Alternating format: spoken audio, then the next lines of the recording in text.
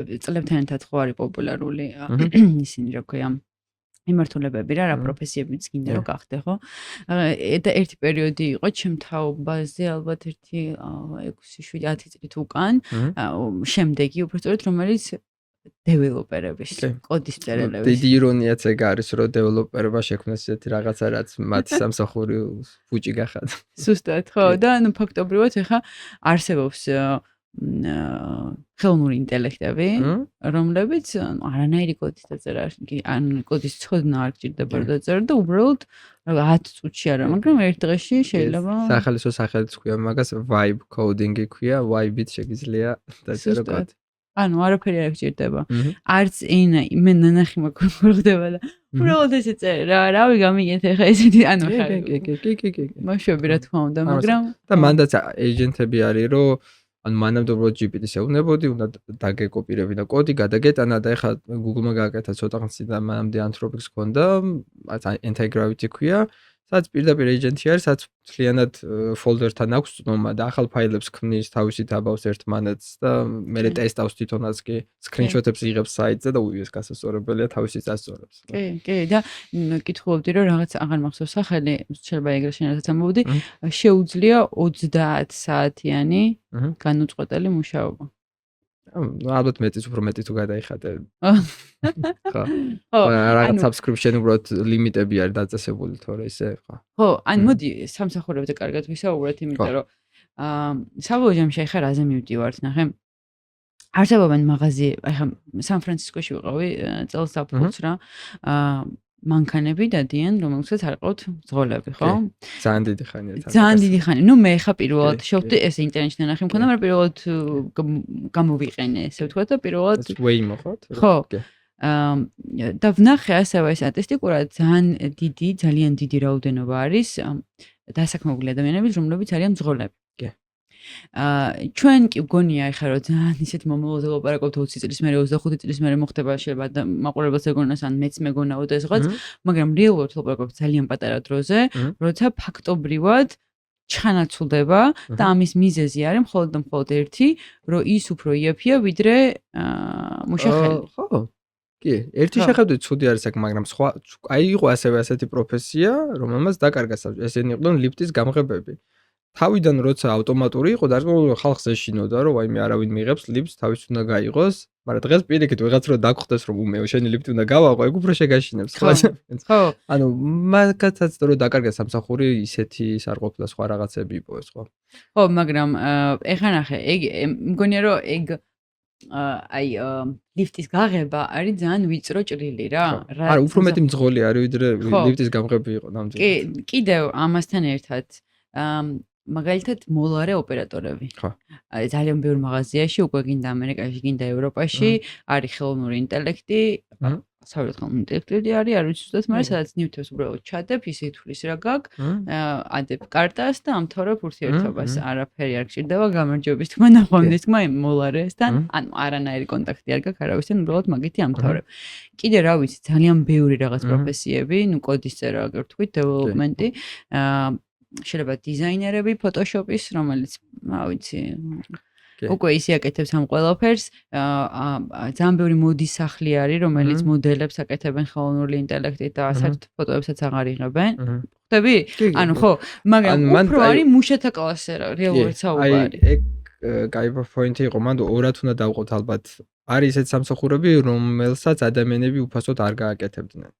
მაგათად მოლარე ვინც არის ხომ ხშირად ურჩევნია რომ თავის სტუდენტი თუ არის და დამატებით შემოსავლენ და მეტი დრო კონდეს საერთოდ და ნუ ხელოვნური ინტელექტი უბრალოდ ძალიან გაიაფებს და უბრალოდ უფრო შესაძლებლად გახდეს ყველას რომ სხვანაირად გადაუნაწილდეს ქონება რაც იქნება ისეთი სამსახურები რომლებსაც ადამიანები უფასოდ არ გააკეთებდნენ თუ ჩანაცვლდება მან არ მგონია რომ იყოს სხვა შეიძლება პირველად წლებში კი, იმიტომ რომ ხელფასი უცებდა კარგონ, მაგრამ სამსახური რომელშიც უფასოდ არ გააკეთებთ იმ სამსახურს, იმიტომ რომ შენიაც ფეშენ არაა, ეგ თუ ჩაგვინაცვლა, ეგ დადებითი მგონია. მაგრამ ასევე არის, აი რომ შენ რო ახსენე, მოდა კრეატივი.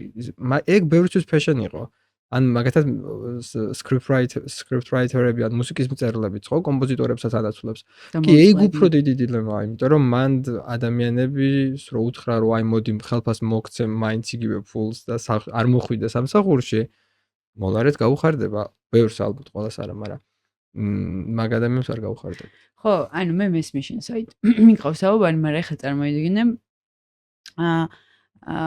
მუშა, ჩვეულებრივი მუშა, აი მაგალითად ტაივანი, მაგალითად ინდოეთი, აი ესეთი ქვეყნები, სადაც დიდი ბრენდებს აქვთ გადასროლილი თავიანთი ქარხნები, არის იაფი მუშახელი, რომელსაც აკეთებინებენ რაღაც მარტივ საქმეს, რომელსაც სავარაუდოდ ძალიან მალე ჩაადმოწმებს AI რობოტი პირობითად, ან უბრალოდ AI რობოტის გარეშე რა, არ ვიცი. და უცებ წარმოვიდგინე, რომ აი ამ ხელა რაოდენობა ადამიანების დარჩა სამსახურის გარეშე, სადაც არის სადაც ელემენტარული შემოსავლის წყარო არ არსებობს, რითაც შეუძლიათ რომ საჭმელი იყიდონ და იყვებონ. ეს არ ფიქრობ რომ პრობლემას შექმნის? ჯამში უფრო მეტი დოლარი თუ არის შექმნილი შანსი. პირველ წლებში კი, მაგრამ საბოლოოდ ალბათ არა, იმიტომ რომ მაგათაც ტრაქტორი როცა გამოვიგონეთ, ხალხი აღარ ბარავდა. და საბოლოოდ ეგ კარგი იყო იმ ადამიანებისთვისაც, ვისაც ბარვა არ უწევდა. პირველ წლებში დარწმუნებული ვარ წუწუნდებდნენ ტრაქტორზე, მაგრამაც იმის რა ქვია, ფრიდმანის სიტყვები რო გავიხსენოთ, ეგ არ ნიშნავს, რომ ტრაქტორები გამორთოთ და კოვზებით დავაბარინოთ, რომ უფრო მეტი დავასაქმოთ. ანუ ადამიანები მგონია, რომ ძალიან კრეატიულები არიან, არ რამე განათლება რო არც ხონდეთ, მით უმეტეს ხელოვნური დამთავრებით, რომ არ ჭირდებათ ადამიანებს ხელოვნურად შეუქმნათ სამსახურები. ხო, ანუ მე ბევრი ესე ვთქვათ ადამიანის ის მომისმენია, რომელიც მაგაც ლაპარაკობს უბრალოდ და მე ჩემი ისიც ეგ იყო ხოლმე ყოველთვის ამ საუბარში როცა შევდიოდი იმასთან, მეუბნებოდი ხოლმე, რომ მაგარია თუ რაღაც ესეთ შავ სამუშაოს მოგვაშორებს ხელოვნური ინტელექტი და ჩვენ მეტი დრო დაგვჭირდება აზროვნებისთვის, მეტი დრო შეგვიძლია შექმნისთვის, კრეატივისთვის, მაგრამ ეს არის კარგი სცენარი. სიამოვნებაში რა სცენარი იქნება, არავინ არ იცის და აქ ერთ რაღაცას მოვყვები, შეიძლება გაგიგია კიდევაც. ზუსტად ChatGPT-ის დამაარსებელი ვინც არის, ის იძახდა, უბრალოდ უნდა ვიპოვო თვითონ WorldCoin-ზე რო ლაპარაკობს, მოსმენილი გაქვს? უნდა ვიპოვო, რომ სწორად წავიკითხო, რასაც ამბობს. ვერ პოვლობ არა და მეწერა. მოკლედ, WorldCoin-ზე ლაპარაკობს ეს ადამიანი, რაც ნიშნავს იმას, რომ პირდაპირ წერს, თუ რომელიღაც ინტერვიუში ამბობს, აღარ მახსოვს, ამბობს, რომ ასეთი დონის ხელოვნური ინტელექტის მანქანები იქნება თუ რობოტები იქნება, განვითარება აუცილებლად გამოიწვევს იმას, რომ ძალიან დიდი რაოდენობის ადამიანი დარჩება სამსახურის გარეშე და ამ ადამიანებს ჭირდებათ, რომ კონდეთ რაღაცა შემოსავალი, რომ უბრალოდ საჭმელი იყიდონ და ამისთვის უნდა გავაკეთოთ WorldCoin, რომელიც დააგენერირებს ამ რაღაცა ფულს, ესე ვთქვათ, რომელსაც ამ ადამიანებს მივცემთ, რომ თავი გაართვან მოკლედ ყოფას რა, ხო? აი დაბარვის შემთხვევაში შეგვიძლია უთხრათ ადამიანს, რომ მოდი არ მოხვიდე ხოლმე დასაბარად და რა ხელფასიც გქონდა, რეალურად უფრო მეტის მოცემა შეგვიძლია ხა, იმიტომ რომ უფრო მეტის დაბარვას ვახერხებთ. ხო. თუმცა ეგ მაინც მგონია რომ ძალიან პოზიტიური ხედვა. არა, ხო, ეგ არის შევს ეგრე მოხდება, მაგრამ ეგრე რომ მოხდეს ეგეც კი არა ბოლომდე იდეალური, იმიტომ რომ ადამიანები არიან, ვისაც მაინც უნდა თავისი პროფესიის კეთება. მაგრამ ჭადრაკს მაინც თამაშობენ ადამიანები იმის მიუხედავად, რომ ხელოვნური ინტელექტი უგებს მაგათ, ხო? ხო და ან ბევრ სხვა პროფესიაში ფიუჟენი იქნება, ერთმანეთის შერწყმა იქნება. აი მაგათაც ჩემთვისაც ფიზიკაში რებსაც ვაკეთებ, ხელოვნური ინტელექტი რამდენიმე რამეში გამომიყენებია, რაც ადამიანებს მაგებზე არ უფიქრიათ. და ბევრი კრეატიული პროფესიისთვისაც მე იმას ვიტყოდი, რომ ხელოვნური ინტელექტი დღეს თუ არა ხვალ მოგცემს საშუალებას ისეთ ლოგიკებზე წვდომას, რაც ადამიანის თვითონ უბრალოდ არ შეუძლია რომ დააგენერიროს. მოგცემს გარე ლოგიკებს და ეგ იქნება ყველაზე კრეატიული teammate, ყველაზე კრეატიული დამხმარე ჩვენთვის. და მაგხრივ მარტო მათემატიკას კარგად არის სწავლოს, ანუ ლიტერატურაში შეიძლება ისეთ რაღაცები დაწეროს, რომ აგვატიროს და ასე შემდეგ. ხო, თუმცა აი ზუსტად ეგ არის ალბათ რისკიც რა, რომ იარსებებს ხელოვნური ინტელექტი, რომელიც აგატირებს. რაც აქამდე მხოლოდ ადამიანს შეეძლო გააკეთებინა, ეხლა გააკეთებს, ხო, იმიტომ რომ ან წარმოიდგინე, ახლა ვიღაც მწერალს ეუბნები მაგას.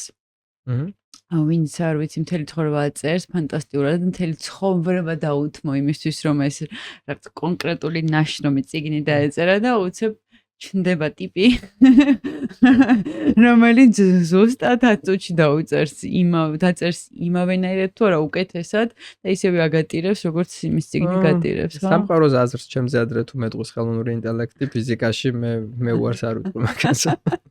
ხო მაგრამ რატო არ იტყვი უარს? არა გასართობია რა თქმა უნდა თუ აი ნახე რა აზრი აქვს მაშინ? დღეს თუ ზეგ თუ შემიძლია სამყაროს აზრის გაგება ხო ჩემი თან ხელოვნური ინტელექტი მეტყვის 1 საათი თუ ცოტა ადრე ვიტყვი რომ არა მოდი მოვიცდი და ზეგ უფრო ჩემი გაგიგო უფრო საინტერესო იქნება მაგრამ თუ ჩემი შეიძლება ჩემ ცხოვრებაში ვერასოდეს ვერ გავიგო და ხელოვნური ინტელექტი მეტყვის მაგას ამ შემთხვევაში თვითონ მეცნიერების კეთებას გინდა ხელოვნური ინტელექტის გინდა ფიზიკის გასართობიც იყო ჩემთვის იმის მიუხედავად რეალურ სამყაროსთან არანაირი კავშირი რო არ ქონოდა და უშუალოდ ფიზიკას მაინც გავაკეთებდი იმიტომ რომ ძალიან გასართობია ჩემთვის და მაგის გამო ცხადე სპორტული ინტერესი არის რო გაგაკეთო მაგრამ ეგ მაინც საშუალება არის მიზანი ჩემთვის ყოველთვის იყო რომ აი სამყაროს აზრი რა არის მაგის გაგება მინდა და დღესდღეობით ყველაზე კაი აპარატი არის მეცნიერება რო გავიგოთ ჩემთვის მაინც ეგრე იყო და მაგ მიზნასთან უფრო ახლო მიმიყვანს კი ბატონო ხო ანუ აი მან მაგას ეგ მგონია რა რომ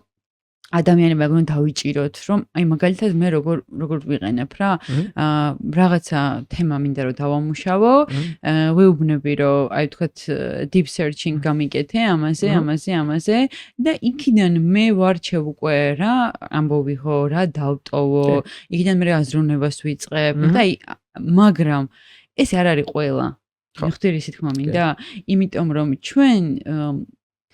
ჩვენი ტვინი ხო იცი არის ყველაზე ენერგოეფექტური ორგანო ხო 30% მიაქვს ჩვენი მთელი ენერგიის ხო თუ მოვცი თუ რაღაცა ესე ჩვენი ტვინის ფუნქცია არის რომ დაზოგოს ენერგია და ეხლა შენ წარმოიდგინე რომ გეძლევა შანსი და ტვინს ეძლევა შანსი რომ დაგიზოგოს ეს ინფორმაცია რა თქმა უნდა აირჩევ იოლგდათან რა თქმა უნდა იქ შეხვალ ხო კი რა თქმა უნდა ეგ კომფორტი ზონის დატოვება ძალიან უჭირს ხოლმე ადამიანს ყოველთვის მარტივად მიდის ერთად ჩემი პირველი მოტივაციაც ხელოვნური ინტელექტი როცა დავიწყე 2017-ში ზუსტად აი Google-ს ვუმროვდი მეთქი მაშინ როცა მომიყვნა და გავიგო როგორ მუშაობდა პირველი რამაც დამაფიქრა და შემაშინა ბჭყალ ალბათ ცოტათი მაგრამ ის იყო რომ ადამიანის ტვინი სტრატეგიაში რაღაც თამაში უთამაშობთ როგორც კი რაღაც სტრატეგიას იპოვი გინდა რომ იმას არ შეეშვა იცი კიდეც რომ აი ცოტა სხვანაირად ტენის თუ თამაშობ რომ ცოტა სხვანაირად თუ იზავშებ უკეთესად გამოგივიდეს მაგრამ უკვე ეს დამუღამებული გავს აღარ გინდა დატოვო და ხელოვნური ინტელექტს არ აქვს მისი ყველაზე ფუნდამენტური ინსტინქტი არის ის ოპტიმიზაციის ფუნქცია გაზარდოს ანუ ინსტინქტი ეგ აქვს რომ სულ გაზარდოს ყოველთვის კომფორტის ზონიდან გარბის რომ უკეთესი რაღაცეები იპოვოს ანუ მაგის გამო პრინციპში ხელოვნური ინტელექტს აქვს ეგ უპირატესობა ადამიანებთან მაგრამ შეიძლება თქვი რომ ადამიანები პირდაპირ პასუხზე მიხდებიან ოკეი ეგ დიდი პრობლემაა ერთი და მოვიწყდა გვარიათ ფილოსოფოსიათ კრეატივისტ არის კრეატიულობის მკვლევარი და ნუ რა დილემაც დასვა საკმაოდ აკურატული არის იმ გაგებით რომ